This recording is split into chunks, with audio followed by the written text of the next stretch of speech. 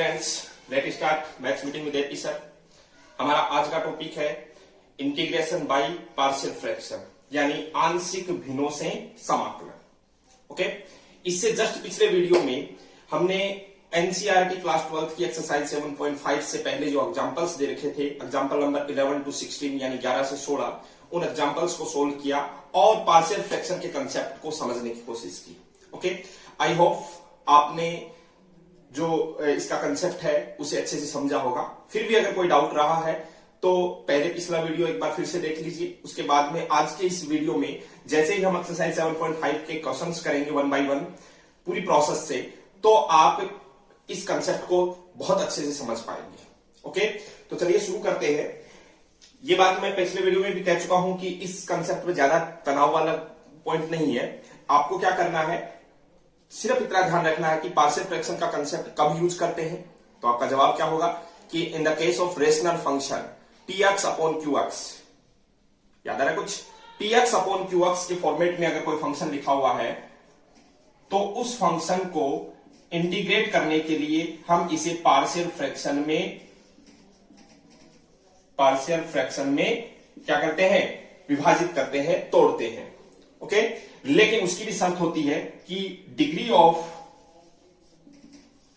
px is always less than degree of qx, यानी px की घात है वो qx की घात से हमेशा क्या होनी चाहिए, कम होनी चाहिए। साथ ही साथ जो डिनोमिनेटर है qx उसके फैक्टर्स होने चाहिए। ओके, तो जनरली ज्यादातर क्वेश्चंस में हमें फैक्टर्स करके ही दिए हुए होते हैं।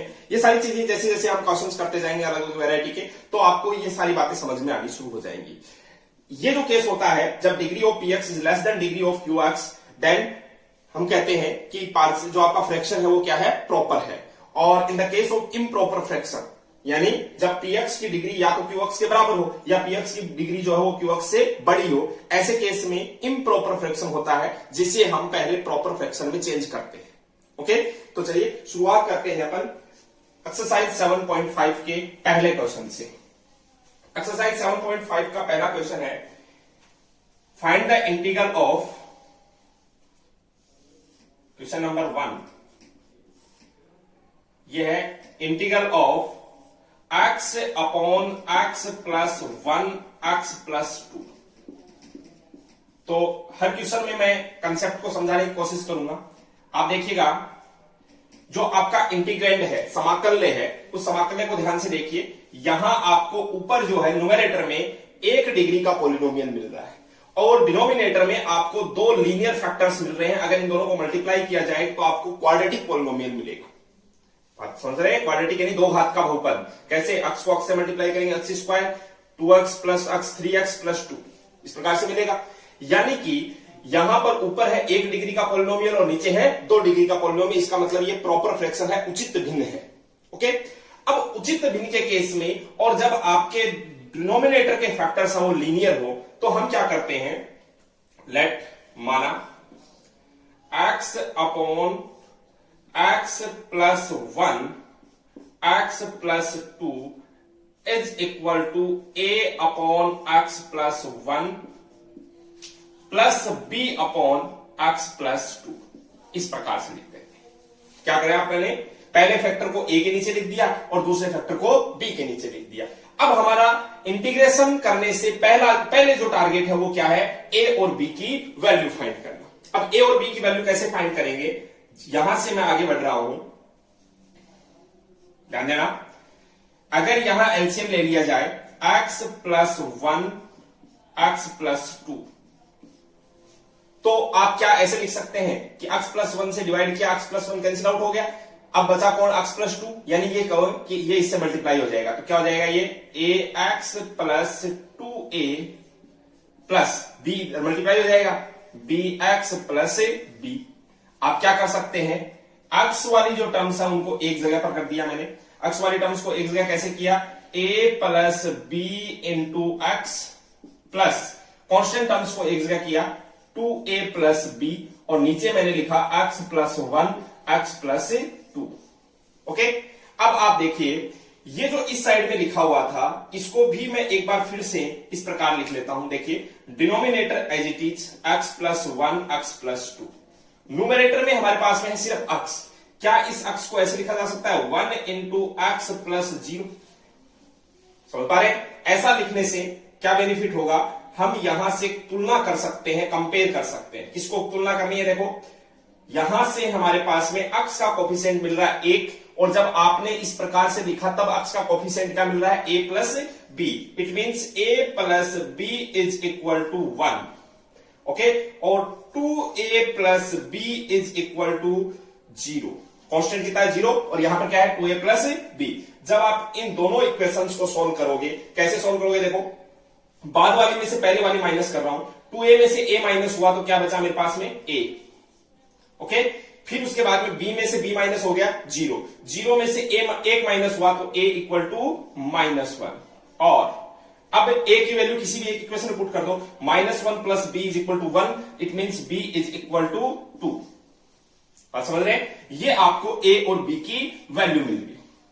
जैसे ही आपको a और b की वैल्यू मिल जाती है, अब आप सोचिए कि आपका जो इंटीग्रल था ये वाला, ये अब क्या बन गया?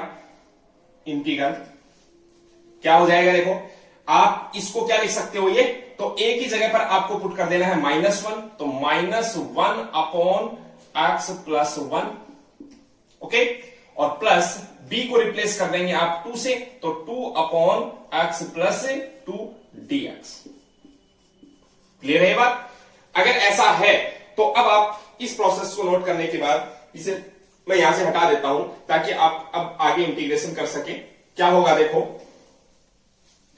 ये पार्शियल फ्रैक्शन में तोड़ने की प्रोसेस थी, इस प्रोसेस को आपको समझना है, और अगर आपकी एग्जाम में क्वेश्चन जो है वो 3 नंबर का या 6 नंबर का होता है तो इस प्रोसेस को आपको आंसर शीट में शो भी करना है। अदरवाइज आप रफ में कैलकुलेट करके इस इंटीग्रेंड को इस प्रकार से लिख देंगे। लिख दिया? अब सोचिए कि आपने इसे ये लिखने से बेनिफिट क्या हुआ? बेनिफिट ये हुआ कि अब आपका इंटीग्रल जो है वो 2 पार्ट में डिवाइड हो जाएगा। कैसे डिवाइड हो जाएगा? पहले पार्ट में से देखो माइनस बाहर निकाल लिया मैंने, 1 अपॉन एक्स प्लस 1 dx, और दूसरे पार्ट में से ऊपर वाला 2 मैं बाहर निकाल लेता हूं, 1 upon x plus 2 dx, okay. अब देखो इंटीग्रेशन का बेसिक फॉर्मूला मैं यहां लिख देता हूं, 1 अपॉन एक्स का इंटीग्रल जो है वो आप क्या लिखते हो? log x प्लस c, ये आपका बेसिक फॉर्मूला है। तो यहां से आप देख पा रहे हैं कि 1 अपॉन एक्स प्लस 1 का इंटीग्रल आप क्या लिख दोगे? log x प्लस 1, और प्लस ये 2, 1 अपॉन एक्स प्लस 2 का क्या लिख दोगे? log x plus 2 plus c। Clear है? अब आप देखिएगा log की प्रॉपर्टी क्या कहती है कि अगर कोई नंबर log के साथ में मल्टीप्लाई हो रहा है तो वो कहां चला जाएगा? पावर में। तो ये बन जाएगा आपके पास में log x प्लस 2 का होल स्क्वायर, ओके, और प्लस ये है माइनस log x प्लस 1। देखो होल स्क्वायर जब लगा दिया तब मुझे मोड की जरूरत नहीं है, क्योंकि मोड इसलिए लगाते हैं ताकि log में नेगेटिव नंबर न रहे। जब होल स्क्वायर ऑलरेडी लग चुका है तो आपको मोड लगाने की जरूरत नहीं है, क्योंकि हम जानते हैं कि किसी भी नंबर का या किसी भी फैक्टर का स्क्वायर जो होता है वो हमेशा क्या होता है? पॉजिटिव होता है। अब आप देखिएगा log की प्रॉपर्टी अब अप्लाई कर रहा हूं मैं दूसरी, क्या? log m plus log n, मैं इधर लिख देता हूं, log की प्रॉपर्टी होती है log m minus log n is equal to log m upon n, okay. यहां पर आप देखिएगा प्लस में कौन है, मतलब प्लस वाला तो log में ऊपर आ जाता है, तो log x प्लस 2 का स्क्वायर, और माइनस वाला जो पार्ट है वो log में नीचे चला जाएगा, x प्लस 1। इस नीचे वाले पर आप मोड लगा दीजिए, और प्लस c। ये आपके इंटीग्रल का फाइनल आंसर मिल गया आपको पहले क्वेश्चन का। बात समझ रहे हैं? तो एग्जाम में अगर ये क्वेश्चन 3 नंबर के लिए होता है तो आप क्या करेंगे? सबसे पहले ये लिखेंगे, ओके। उसके बाद में आपने जो प्रोसेस यहां से हटा दी, यानी पार्शियल फ्रैक्शन में तोड़ने वाली जो प्रोसेस थी उस पूरी प्रोसेस को लिखेंगे। उसके बाद में आप वापस यहां पहुंच जाएंगे। आप देखिए अपने खुद के सेटिस्फिकेशन के लिए आप यहां आकर के इसको एक बार फिर से एलसीएम लेकर के चेक करो, आपको वापस ये का ये ही मिल जाएगा। समझ रहे हो? तो अब आपको पार्शियल फ्रैक्शन का बेसिक जो मतलब है वो समझ में आ गया होगा कि पार्शियल फ्रैक्शन में हम क्या करते हैं, जब डिनोमिनेटर के यानी हर के फैक्टर्स हो रहे हैं, गुणनखंड हो रहे हैं, तो उन फैक्टर्स को अलग अलग तोड़ करके लिख देते हैं, जिससे बेनिफिट क्या होता है, हमारे इंटीग्रेशन का बेसिक फॉर्मूला जो होता है, स्टैंडर्ड फॉर्मूला जो है वो बन जाता है और हम आसानी से उसको इंटीग्रेट कर देते हैं। ये अपनी मर्जी से नहीं लिखे, पहले हमने अपनी मर्जी से लिखे थे ए और बी, लेकिन उसके बाद में ए और बी की जो वैल्यू है वो हमने कैलकुलेट की। कैसे कैलकुलेट की? तुलना करके, कंपेयर करके। ओके, तो चलिए ये आपका पहला क्वेश्चन हो गया, इसे आप नोट कर लेंगे। उसके बाद में हम आगे बढ़ते हैं सेकंड क्वेश्चन पर। सेकंड क्वेश्चन बहुत आसान सा क्वेश्चन है, आपको देखते ही समझ में आ जाएगा। क्वेश्चन नंबर 2 जो है वो लिखा हुआ है, find the integral of 1 upon x square minus 9 dx। अब देखो इसमें तो पार्शियल फ्रैक्शन की जरूरत ही नहीं है, क्योंकि ये ऑलरेडी हमारा एक फॉर्मूला जो आपको नजर आ रहा होगा, ये क्या है, 1 अपॉन x स्क्वायर माइनस 3 का स्क्वायर dx। समझ रहे? तो ये कौन सा फॉर्मूला बन गया, integral 1 upon x square minus A square dx। और इसके लिए आपने फॉर्मूला याद किया क्या, 1 upon 2a log x minus A upon x plus A plus सी। तो यहां आप देख रहे हैं कि a का काम जो है वो कौन कर रहा है, 3, तो क्या हो जाएगा 1 अपॉन 2a यानी 2 into 3 log mod of x minus 3 upon x plus 3 plus c. 2 into 3 को मैं वापस लिख देता हूं क्या, 6। ये आपका आई हो गया। आप समझ रहे हैं? तो ये बहुत आसान सा क्वेश्चन था, लेकिन सवाल आता है दिमाग में कि फिर ये क्वेश्चन यहां क्यों दिया। ये पिछले एक्सरसाइज जो 7.4 थी वहां भी दे देना चाहिए था, क्योंकि वहां पर हमने जो पर्टिकुलर फंक्शंस थे 1 upon x square minus A square, 1 upon x square plus A square, 1 upon A square minus X square, फिर रूट लगा करके उन सबको पढ़ा था, और उन फॉर्मूलों पर ही बेस्ड ये क्वेश्चन है। यहां ये चाहता है कि हम इसको ऐसे करें, नहीं, एक्चुअली ये क्या चाह रहा है कि आप इसे सबसे पहले ऐसे लिखिए, integration 1 upon x square minus 9 को आप लिखो x प्लस 3 और x माइनस 3। याद होगा formula, 1 x square minus A square, या मैं ये लिखूं ए स्क्वायर माइनस बी स्क्वायर का फॉर्मूला क्या होता है आपके पास में, ए प्लस बी ए माइनस बी होता है। तो इस फॉर्मूले को अप्लाई करके आपने इस प्रकार से लिख दिया। अब अगली स्टेप में क्या होगा, आप यहां पर इसे 2 पार्ट में डिवाइड कर देंगे। क्या पार्ट में डिवाइड करेंगे, a अपॉन एक्स प्लस 3 और b upon x minus 3 dx। Okay, अब ये बहुत आसान सा काम है। जब आप वापस जैसे अभी प्रोसेस बताई थी उसी प्रोसेस से आप इसको सॉल्व करोगे। कैसे सॉल्व करोगे, सबसे पहले आप इनके एलसीएम लोगे। देखो इसके इक्वल में ये लिखा है, एलसीएम लोगे, a मल्टीप्लाई होगा एक्स माइनस 3 से, b मल्टीप्लाई होगा इससे, तो x के जो कोफिशिएंट्स है, ये जो 1 है, इस 1 को आप क्या लिख देंगे, 0 इंटू एक्स प्लस 1, फिर x का जो कोफिशिएंट आएगा, x का जो गुणांक आएगा उसको 0 लिख देंगे, कांस्टेंट जो आएगा उसको 1 लिख देंगे, और वहां से इसको आगे सॉल्व करेंगे तो a और b की जो वैल्यू मिलेगी वो मैं डायरेक्ट लिख रहा हूं, आपको a की वैल्यू मिलेगी -1/6 और b की जो वैल्यू मिलेगी वो मिलेगी +1/6। ठीक है, a और b की ये जो वैल्यू आपको मिली, तो यहां से आप क्या करेंगे, 1/6 तो बाहर निकाल लेंगे। बात समझिएगा, 1/6 बाहर निकाल लेंगे। चलिए चेक कर लेते हैं, अगर आपको कंफ्यूजन है तो।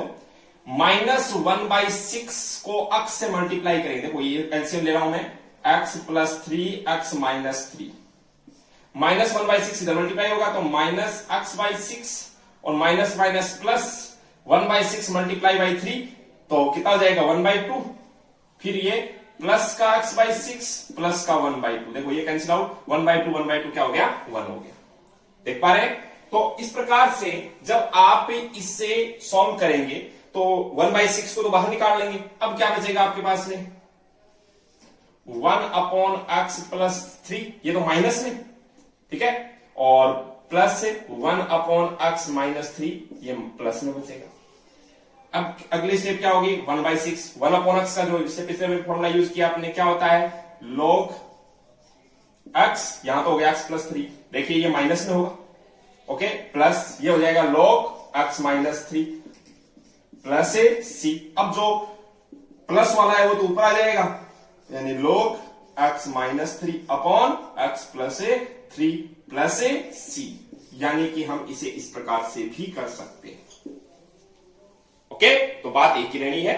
तो ध्यान दीजिए, जो पर्टिकुलर फंक्शन जो पढ़े हैं हमने, जो विशिष्ट फलन पढ़े हैं, वहां से अगर डायरेक्ट फॉर्मूला अप्लाई हो रहा है तो हम पहले वही काम करेंगे। पार्शियल फ्रैक्शन तब यूज करेंगे जब पर्टिकुलर फंक्शंस वाले फॉर्मूले डायरेक्ट अप्लाई नहीं हो रहे हैं और डिनोमिनेटर के फैक्टर्स हो रहे हैं। ऐसे केस में हम पार्शियल फ्रैक्शन में तोड़ करके उस क्वेश्चन को सॉल्व करेंगे। ओके, आगे बढ़ते हैं क्वेश्चन नंबर 3।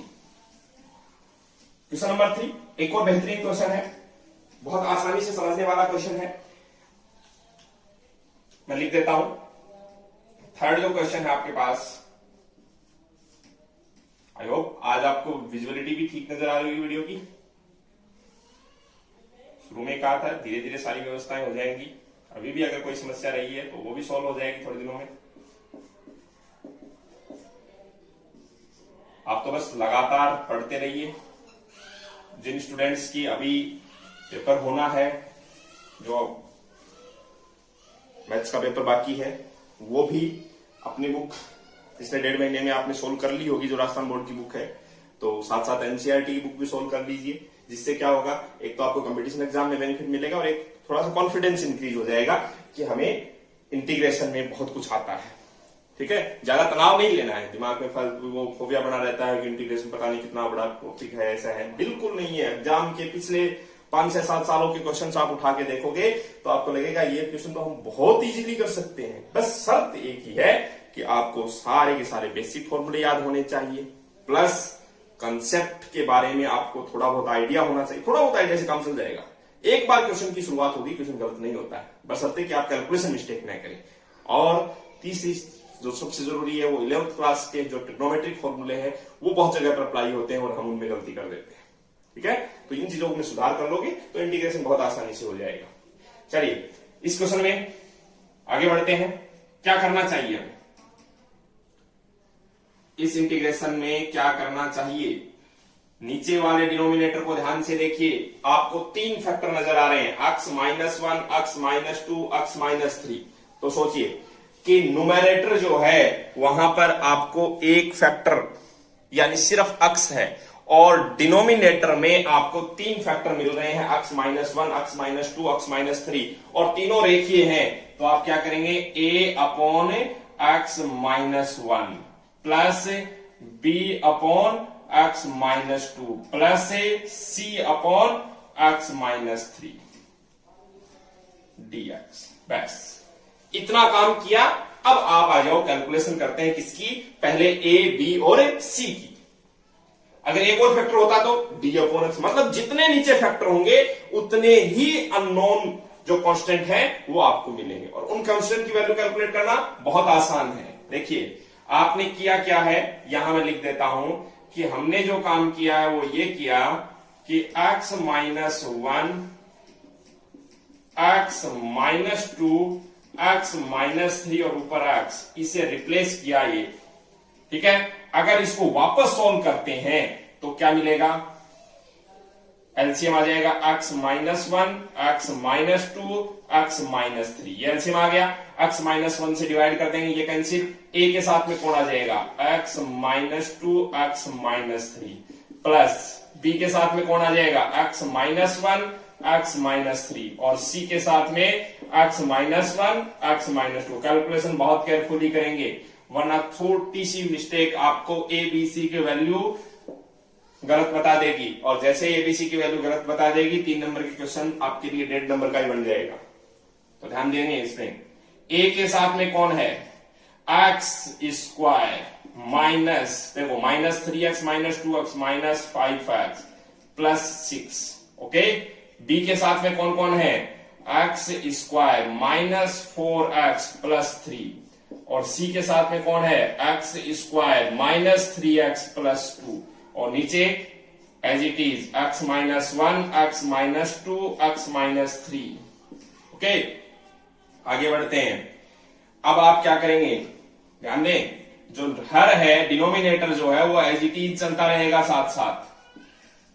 न्यूमरेटर में आप देखिए एक्स स्क्वायर की टर्म्स यहां है और यहां भी है, तो a प्लस बी प्लस सी, इनके साथ में कौन है, एक्स स्क्वायर प्लस कांस्टेंट, देखो ये सॉरी एक्स की टर्म्स क्या है, -5a, ठीक है, प्लस -4b और -3c एक्स प्लस ये क्या है बताओ, 6a plus 3b plus 2c।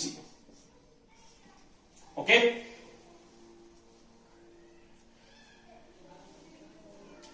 ये जो आपका है ये क्वेश्चन नंबर 3 नहीं, क्वेश्चन नंबर 4 है, ठीक है। क्वेश्चन नंबर 3 भी सेम ऐसे ही है, बस थोड़े से उसमें चेंजिंग है, वो भी बता दी जाएगी। तो चलिए क्वेश्चन नंबर 4 है ये, इस 4 में आपने ये देख लिया। अब आप क्या करो, इधर आ जाओ न्यूमरेटर में, इधर देखेंगे कि आपको सिर्फ x मिला था, क्या इस x को मैं ऐसे लिख सकता हूं, 0 into x square plus 1 into x plus 0। ऐसा लिखने से अब आपको कंपेयर करने में समस्या नहीं होगी। कैसे नहीं होगी, देखो आप क्या कहेंगे कि एक्स स्क्वायर का कोफिशिएंट इधर तो है 0, इधर है a प्लस बी प्लस सी, तो a plus b plus C is equal to 0, और x का कोफिशिएंट है -5a minus 4b minus 3c, और इधर है x का कोफिशिएंट 1, और कांस्टेंट है 6a plus 3b plus 2c is equal to 0। इस प्रकार से ये मिले। तो अब आपको क्या करना है, ये 3 इक्वेशन है और इन तीनों इक्वेशन से a, b और c की वैल्यू फाइंड करनी है। बहुत आसान काम है। कैसे आसान है, देखो यहां से मैंने क्या किया, c की वैल्यू कैलकुलेट कर दी। c इज इक्वल टू क्या, मैं -a माइनस b लिख सकता हूं, ठीक है। ये c की वैल्यू यहां रिप्लेस कर दो, तो देखो -5a minus 4b minus 3c की जगह पर मैंने लिख दिया -a minus b is equal to 1। बात समझ रहे हैं। यहां से हमने क्या किया, देखो माइनस का 5a, समझिएगा बात को, -4b, बहुत ही केयरफुली, और ये हो गया प्लस का 3a और प्लस का 3b इज इक्वल टू 1। तो एक्चुअली ये हुआ क्या, -5a प्लस 3a मिलकर के क्या हो गए, माइनस का 2a, माइनस का 4a प्लस का 3b, तो माइनस का b, और इक्वल टू 1। ओके, और b की वैल्यू ये आते ही b इज इक्वल टू, ध्यान देना यहां पर, b is equal to -2a minus 1 हो जाएगा।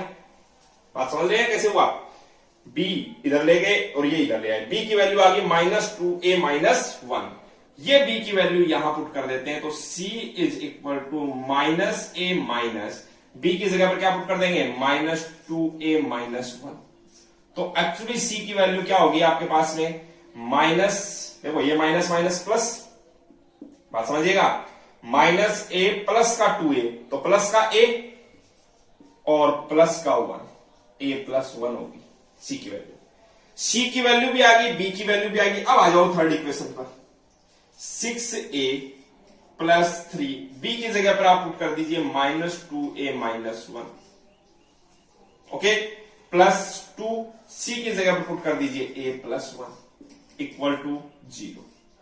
यहां से देखो 6a माइनस 6a, ध्यान पूरा देना, ये क्या हो जाएगा, 6a minus 6a minus 3 plus का 2a प्लस का 2 इज इक्वल टू 0। यहां से देखो 6 से 6 कैंसिल, 2a और -3 प्लस का 2, -1 उधर गया तो 1, तो a इक्वल टू 1/2।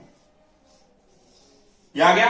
a की वैल्यू जैसे ही आपके पास में आती है, b की वैल्यू बताएंगे आप, b is equal to -2 into 1/2 -1, ये कैंसिल आउट, तो -1 -2, यानी b इज इक्वल टू -2। और b की वैल्यू जैसे ही आती है, या इस यहीं से c की वैल्यू कैलकुलेट कर लेते हैं। c is equal to a+1, तो 1/2 +1, यानी c इक्वल टू 3/2। ओके, ये पूरी प्रोसेस करने के बाद में वापस आप यहां पहुंच जाएंगे। यहां पहुंचने के बाद में आपका काम क्या है, a को हटाना है और a की जगह पर क्या पुट कर देना है आपको, 1/2। b को हटाना है और b की जगह पर क्या पुट कर देना है, -2। c को हटा के c की जगह पर क्या पुट कर देना है, 3/2। एक बार खुद के सेटिस्फिकेशन के लिए आप a b c की जो भी वैल्यू आती है उनको वापस यहां रिप्लेस करके देख लीजिए।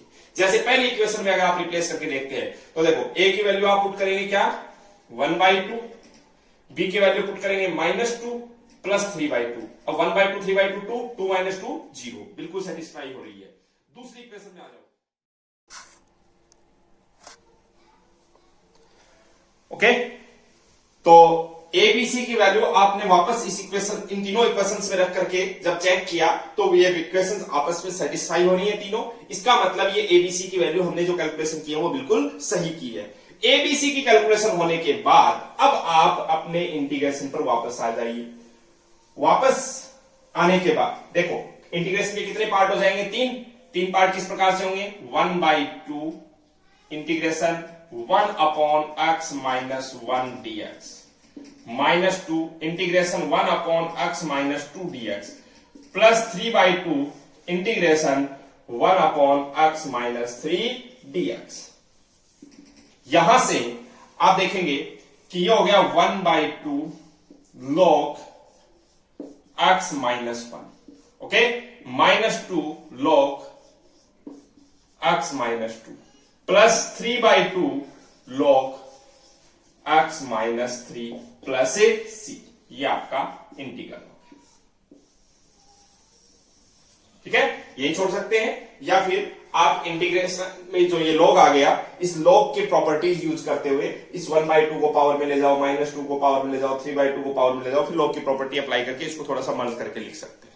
ओके, जो बीच में तीसरा क्वेश्चन जो रह गया वो कोई नया क्वेश्चन नहीं है, इसी क्वेश्चन से मिलता जुलता है। मैं चाहूंगा कि आप खुद उसकी कैलकुलेशन कीजिए। 3x - 1 x - 1 x - 2 x - 3, same इसी तरीके का क्वेश्चन है। इस क्वेश्चन में यहां पर x था, इस क्वेश्चन में है 3x - 1। बस आपका काम क्या होगा, इसको लिख देंगे 0x² प्लस 3x प्लस -1। तो जो पहली इक्वेशन आपकी बनी थी वो किस के इक्वल है, 0 के। सेम वैसी इक्वेशन बन जाएगी a plus b plus c is equal to 0। फिर उसके बाद दूसरी जो इक्वेशन थी आपकी, उस इक्वेशन में इक्वल में 1 था, यहां इक्वल में क्या आ जाएगा, 3 आ जाएगा। तीसरी इक्वेशन में इक्वल में 0 था, वहां पर क्या आ जाएगा, माइनस आ जाएगा। ये थी सेम, वो तीनों इक्वेशन बनेंगी, वहीं से ए बी सी की वैल्यू आ जाएंगी, फिर वो यहां पर रिप्लेस कर देंगे, इंटीग्रेशन वो का वो हो जाएगा। बस ये ए बी सी की वैल्यू बदल जाएंगी। क्यों, देखो ए बी सी की वैल्यू डिपेंड किस पर करती है, न्यूमरेटर पर। बात समझ रहे, न्यूमरेटर में x था तो एबीसी की वैल्यू अलग, क्वेश्चन वो का वही है, न्यूमरेटर में x की जगह पर 3x - 1 आ गया, इसका मतलब एबीसी की वैल्यूज आपकी बदल जाएंगी। ओके, तो आई होप इस क्वेश्चन में आप कैलकुलेशन बहुत आसानी से कर पाएंगे। इसके बाद में क्वेश्चन नंबर 5 पर बढ़ते हैं आगे।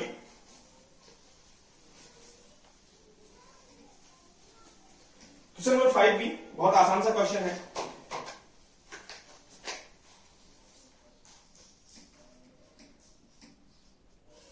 यह इंटीग्रेशन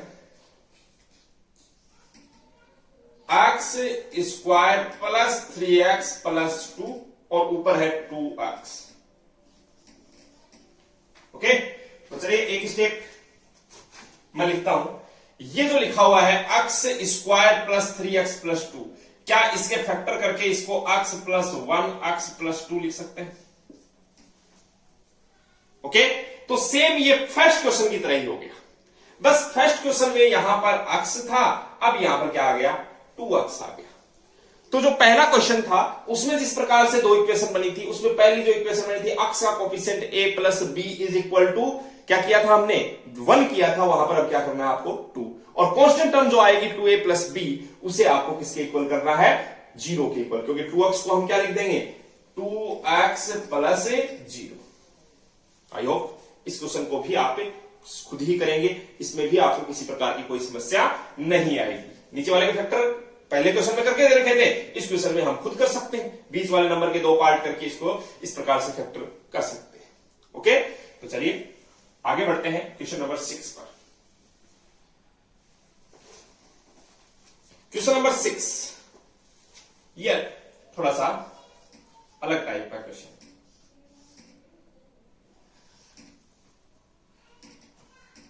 अगर आपने पहले इससे जस्ट पिछला वीडियो देख करके इन क्वेश्चन को सॉल्व करने की कोशिश की होगी तो जाहिर सी बात है यहां पर आपने थोड़ी सी छोटी सी प्रॉब्लम फेस की होगी। और वो प्रॉब्लम क्या है, कोई बड़ी प्रॉब्लम नहीं है, समझेंगे तो आसानी से समझ में आ जाएगी। प्रॉब्लम ये है, आप देखिए ध्यान से कि न्यूमरेटर में 1 माइनस एक्स स्क्वायर यानी 2 डिग्री पॉलिनोमियल,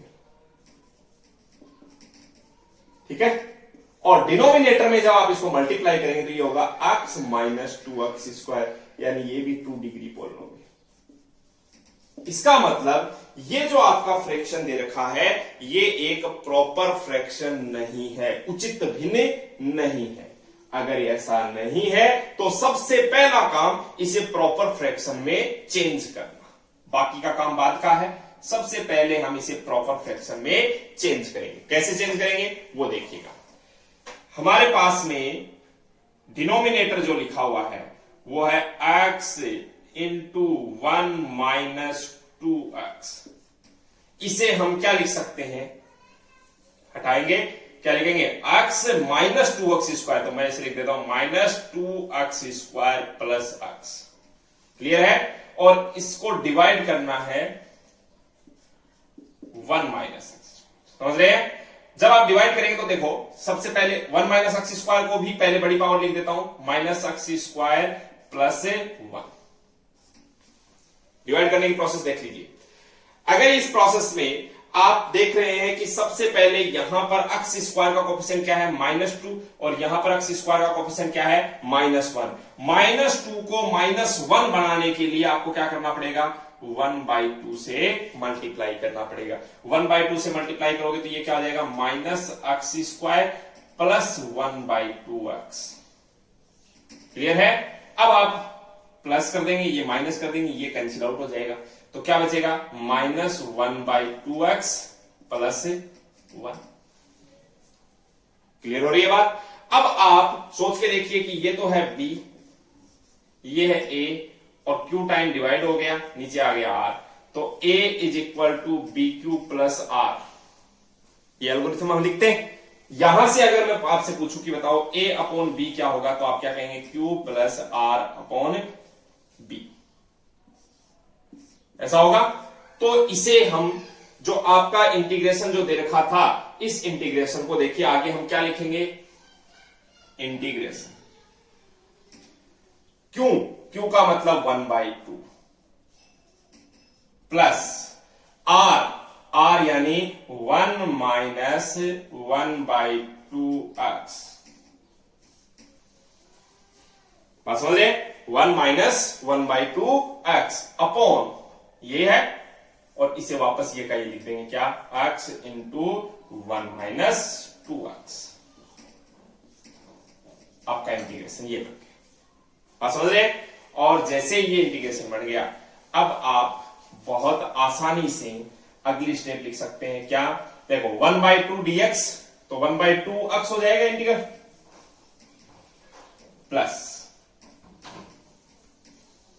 मैं नीचे लिख देता हूं, ये हो जाएगा 1/2x। ये तो लिखा हुआ है 1 माइनस 1/2x, इसमें से 2 एलसीएम लेकर के मैं 2 माइनस x अपॉन 2 लिख दूं। इस 1 नीचे वाले 2 को तो मैं बाहर लिख देता हूं, और ऊपर लिख दिया मैंने 2 minus x upon x into 1 minus 2x dx। बात क्लियर है। अगर ऐसा है तो अब अगली स्टेप 1/2x प्लस, अब देखिए ये जो है ये प्रॉपर फ्रैक्शन बन गया। कैसे बना, ऊपर अब आपको जो मिल रहा है वो 1 पावर का पॉलिनोमियल है, और नीचे वाला वही 2 का 2। तो अब आप इससे 2 पार्ट में कैसे डिवाइड करेंगे, a अपॉन एक्स, देखो नीचे एक फैक्टर तो एक्स है और दूसरा फैक्टर क्या है, b upon 1 minus 2x dx।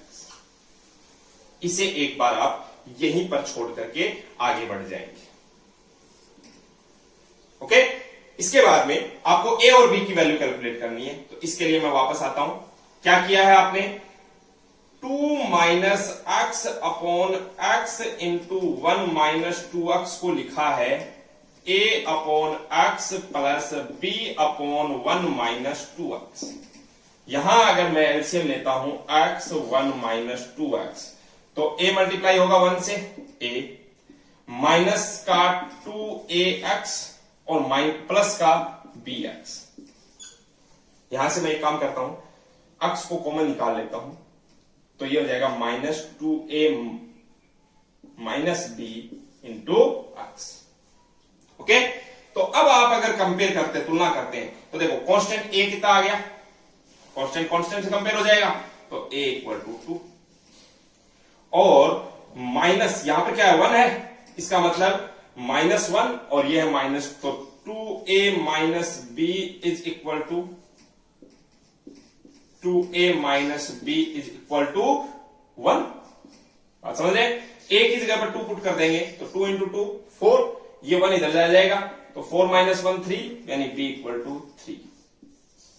तो ये a और b की वैल्यू जा गई। जैसे ही a और b की वैल्यू आ गई, अब आप पहुंच जाओ वापस अपने इंटीग्रल। क्या था, 1/2x प्लस 1/2, देखिए बाहर है, a को रिप्लेस कर देंगे हम किससे, 2 से, तो 2 अपॉन x, और b को रिप्लेस कर देंगे हम 3 से, तो 3 अपॉन 1 माइनस 2x। खुद के सर्टिफिकेशन के लिए एक बार फिर से मैं क्या कर रहा हूं, इसको सोल्व करके देख रहा हूं। x 1 माइनस 2x, x से डिवाइड करेंगे 1 माइनस 2x, 2 से मल्टीप्लाई होगा तो 2 माइनस 4x। ओके, और 1 minus 2x 1 minus 2x cancel, तो क्या 3x से प्लस का 3x, तो ये कितना हो गया 2 माइनस x। हमारे पास में क्या था, 2 माइनस x। अब आप इस इंटीग्रेशन को सोल्व कर सकते हैं। क्या हो जाएगा ये integration, i is equal to 1/2x plus 1/2, देखिए बाहर रह गया। पहला जो इंटीग्रल उसमें क्या आएगा 2, तो इंटू 2, 1 अपॉन x का इंटीग्रल क्या हो गया log x। ओके, प्लस ये आ गया 3/2, 1 अपॉन 1 माइनस 2x का क्या हो जाएगा log 1 माइनस 2x। लेकिन इसमें एक चीज का ध्यान रखना है आपको, और वो ध्यान किस बात का रखना है कि यहां पर देखो x का कोएफिशिएंट -2 है, तो -2 से डिवाइड भी करना है। बात समझ में आ रही है, अगर ऐसा है तो अब देखिए आपका i क्या हो गया 1/2x plus log x। Okay, और -2 से और डिवाइड कर देंगे तो ये हो जाएगा माइनस का 3/4 log 1 minus 2x plus c। ये आपका फाइनल आंसर हो जाएगा। ओके, तो इसे आप नोट कर सकते हैं।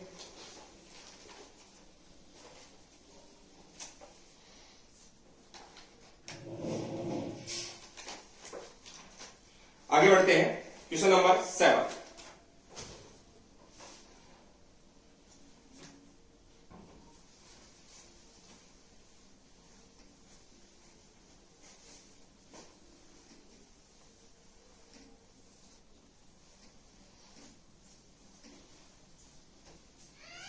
क्वेश्चन नंबर 7 है, find the integral of x upon x square plus 1 और x माइनस 1। तो जो क्वेश्चन आपके दिमाग में आना चाहिए वो सबसे पहले, क्या ये एक रेशनल फंक्शन है, बिल्कुल है। क्या यहां न्यूमरेटर की पावर अंश की घात हर की घात से कम है, बिल्कुल है। डिनोमिनेटर से कम है ना, ऊपर तो देखो 1 पावर का, नीचे वाले को जो मल्टीप्लाई करेंगे तो 3 पावर का पॉलिनोमियल बनेगा। ओके, लेकिन अब ध्यान देना, यहां जो बात हो रही है उसमें देखो, एक तो होता है फैक्टर में स्क्वायर और एक होता है फैक्टर पर स्क्वायर, फर्क है दोनों में। जब फैक्टर में स्क्वायर आता है तो हम क्या करते हैं, इसे नॉर्मल केस होता, अगर मान लो ये x प्लस 1 ही होता तब तो हम इसको क्या लिखते, a अपॉन x प्लस 1 लिख देते, लेकिन जब यहां स्क्वायर आ गया तो ऊपर दो कांस्टेंट लिखने हैं, और कैसे लिखने हैं, ax प्लस b।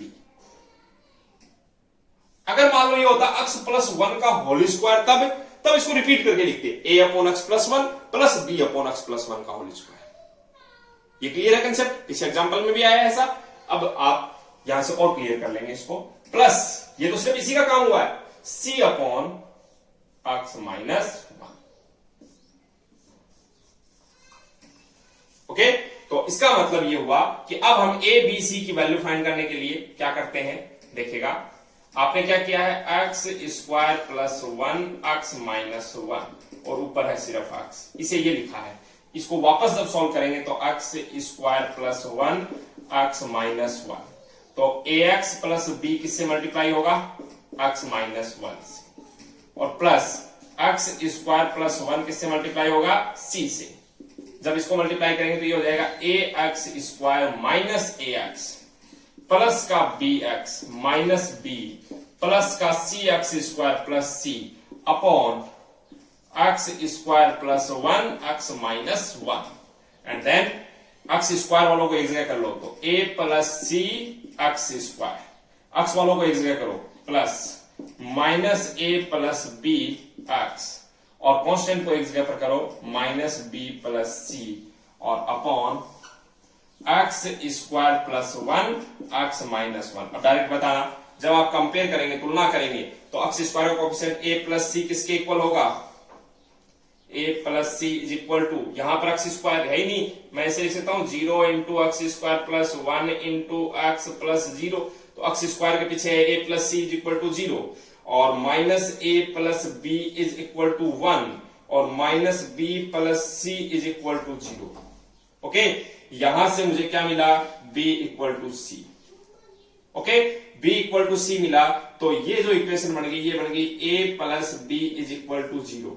अब इन दोनों इक्वेशंस को आप क्या कर रहे हैं, ऐड कर रहे हैं। ऐड करने से क्या होगा, a से a कैंसिल हो जाएगा, b और b ऐड होकर के क्या हो गए, 2b। ओके, और 0 और 1 ऐड होकर के हो गए 1, तो b इक्वल टू 1/2। b की वैल्यू 1/2 आ गई, तो c की वैल्यू भी 1/2, और b और c की वैल्यू आ गई। अब देखिए b की वैल्यू आ गई 1/2, आप यहां पुट कर दीजिए b की वैल्यू, सॉरी यहां पुट कर दीजिए b की वैल्यू, तो 1/2 पुट करेंगे, ये 1/2 उधर जाएगा तो 1 माइनस 1/2 1/2 माइनस और आ जाएगा, तो a इक्वल टू आ गया माइनस 1/2। ओके, तो चलिए a b और c की जो वैल्यूज आई है, a की जगह पर आपको क्या रखना है, -1/2। आप बहुत ध्यानपूर्वक चेक करेंगे ये आंसर दोबारा, b की वैल्यू 1/2 और c की वैल्यू 1/2। जैसे ही a b c की वैल्यू आप रिप्लेस कर देंगे, ये मिटा रहा हूं मैं, अब आपका जो इंटीग्रल है वो क्या बन जाएगा, -1/2। देखो यहां से दो पार्ट हो जाएंगे, -1/2, चलिए एक बार लिख देता हूं, -1/2 x plus 1/2 upon x square plus 1 plus 1/2 upon x minus 1। जो तो नोटिस करने वाली बात तो है वो ये है कि 1/2 हर जगह पर कॉमन आ रहा है। ठीक है, अब इंटीग्रेशन के कितने पार्ट होंगे, पहले पार्ट में देखो माइनस x, तो माइनस तो बाहर लिखा मैंने, x upon x square plus 1 dx। दूसरे पार्ट में 1/2 तो कॉमन आ गया, तो 1 upon x square plus 1 dx। Okay, और तीसरे पार्ट में भी 1/2 बार 1 upon x minus 1 dx। Sorry 1/2 यहां नहीं लिख करके ऑलरेडी हम पहले बाहर लिख चुके हैं। बात क्लियर है। इस पार्ट में एक काम और एक्स्ट्रा करता हूं मैं, 2 से ऊपर नीचे मल्टीप्लाई। ऐसा क्यों किया, ताकि आप ये देखें कि नीचे वाले को t मानेंगे तो ये 2x dx मिलकर के क्या बन जाएगा dt, तो -1/2 1 अपॉन d dt, तो log x square plus 1 plus 1 upon x square plus 1, ये तो डायरेक्ट फॉर्मूला होता है स्टैंडर्ड इसका tan इनवर्स x का, प्लस 1 अपॉन x माइनस 1 क्या हो जाएगा, log x माइनस 1 और प्लस c। आप यही आंसर छोड़ सकते हैं। ओके, तो ये आपके 7 क्वेश्चन हो गए।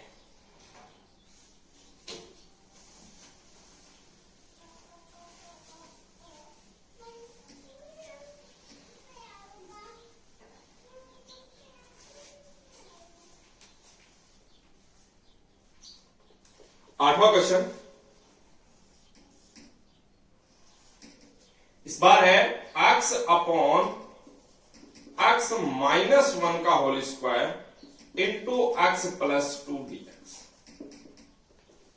अब अगर आप देखें कि पिछले क्वेश्चन में और इसमें एक फर्क है, पिछले वाले में अंदर स्क्वायर था, इस बार बाहर ऊपर स्क्वायर है, फैक्टर के ऊपर स्क्वायर, तो फैक्टर रिपीट हो रहा है। फैक्टर रिपीट हो रहा है तो इस बार क्या होगा, किस प्रकार से लिखेंगे, a upon x minus 1 plus b upon x minus 1 का होल स्क्वायर, ओके, और प्लस से c अपॉन एक्स प्लस 2। ये आपका पार्शियल फ्रैक्शन का पार्ट होगा। a b c की वैल्यू कैलकुलेट करनी है, तो इसके लिए आप क्या करोगे, x अपॉन एक्स माइनस 1 का whole square x plus 2 equal to, ये लिखा है, तो इसमें एलसीएम क्या आ जाएगा बताओ, x माइनस 1 का होल स्क्वायर एक्स प्लस 2। जब इसको डिवाइड करेंगे तो a x minus 1 x plus 2, b x minus 1 का होल स्क्वायर आएगा तो एक्स प्लस 2, c के साथ में क्या आ जाएगा, एक्स माइनस 1 का होल स्क्वायर, ओके। जब इसे आप ओपन करेंगे तो ये आ जाएगा x square plus x minus 2, ये आ जाएगा आपके पास में bx प्लस, इसको ओपन करेंगे तो क्या आएगा, x square minus 2x plus 1। अब एक्स स्क्वायर वालों को एक जगह कर रहा हूं मैं, तो देखो a एक्स स्क्वायर और यहां पर है c एक्स स्क्वायर, तो a plus c x square. फिर एक्स वालों को एक जगह करो तो a प्लस b x आएगा, और यहां पर देखो माइनस का 2c एक्स। अब कांस्टेंट को एक जगह पर करो, माइनस का 2a प्लस का 2b और plus c upon x minus 1 का whole square x plus 2, okay. अब आप कंपेयर करिए, तुलना कीजिए, तो a plus C is equal to, देखो इसको फिर से मैं लिख रहा हूं, 0 into x square plus 1 into x plus 0, ताकि कंपेयर करने में दिक्कत ना हो। a plus C is equal to 0, a plus b minus 2c is equal to 1 and minus 2a plus 2b plus c is equal to 0, okay. a b और c की जो value है वो मैं यहां पर आप कैलकुलेशन कर सकते हैं, उसके बाद में आपको ये वैल्यू डायरेक्ट लिख देनी, क्या आ जाएगी,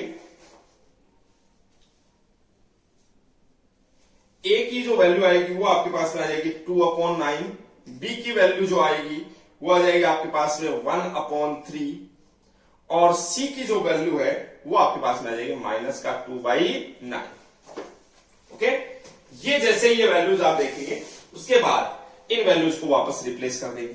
वापस रिप्लेस करेंगे तो आपका जो इंटीग्रल है i वो क्या बन जाएगा, a की जगह पर आप लिख देंगे 2/9 upon x minus 1 plus b की जगह पर 1/3 अपॉन एक्स माइनस 1 का होल स्क्वायर प्लस c की जगह पर minus 2/9 upon x plus 2 dx, okay. तो देखो यहां पर 2/9 है, यहां पर भी 2/9 है, मैं बाहर निकाल लेता हूं, ये क्या हो जाएगा 1 अपॉन एक्स माइनस 1 dx, और यहां आ जाएगा minus 1 upon x plus 2 dx।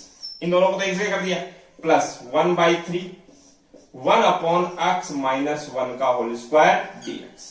तो फाइनली आप अपना i देखिए क्या लिख रहे हैं, i is equal to 2/9, 1 upon x minus 1 का क्या हो जाएगा, log x माइनस 1, और 1 अपॉन एक्स प्लस 2 का हो जाएगा log x प्लस 2, तो m माइनस n, तो डायरेक्ट लिख रहा हूं मैं log x minus 1 upon x plus 2। अच्छा 1 अपॉन एक्स स्क्वायर, ये एक फॉर्मूला है, याद किया हमने, 1 अपॉन एक्स स्क्वायर का जो इंटीग्रल है वो हम क्या याद रखते हैं, minus 1 upon x plus c, तो ये क्या आ जाएगा माइनस 1/3 अपॉन x, तो minus 1/3 x minus 1 plus c, ये आपके लिए फाइनल आंसर हो जाएगा, ओके। तो ये 8 क्वेश्चन हमने किए। इससे बहुत शायद ही कोई कंसेप्ट हो, हाँ कुछ वो e की पावर x वाला sin x वाला, आप इतना समझने के बाद उन्हें को सॉल्व करने की कोशिश कीजिए और जो भी प्रॉब्लम रहे, डाउट रहे, उसे आप टिक कर लीजिए ताकि आने वाले वीडियो में आपका समाधान हो सके उन बातों का। ओके, तो बहुत ही अपने आप को, माइंड को पूरा कंसंट्रेट करके आप पार्शियल फ्रैक्शन तक का जो इंटीग्रेशन का पार्ट है उसे आप आसानी से सॉल्व कर सकते हैं।